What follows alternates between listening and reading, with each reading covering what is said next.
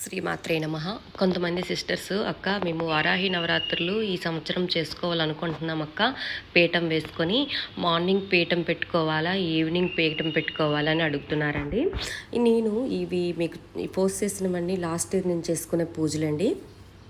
ఎప్పుడైనా సరే పీఠం పెట్టుకుంటాము అనేటప్పుడు మాత్రము మనము పాడ్యం రోజు సూర్యోదయానికి ముందే లేచి మన కాలకృత్యాలను తీర్చుకొని చక్కగా ఇల్లంతా శుభ్రం చేసుకొని ధూపం వేసుకొని మీరు ఎక్కడైతే పీఠం ఏర్పాటు చేసుకోవాలనుకుంటున్నారు 9 రోజులు అక్కడే మీరు పీఠం కదపకుండా అక్కడ శుభ్రం చేసుకొని పూజ చేసుకోవాలండి.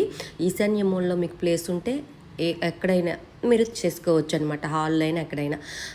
మాకు దేవుడి గదిలో ప్లేస్ ఉంది అంటే చక్కగా దేవుడి గదిలో మీరు పీఠం వేసుకొని మార్నింగే అమ్మవారికి ఆవాహయం చేసి పీఠం ఏర్పాటు చేసుకోవాలి.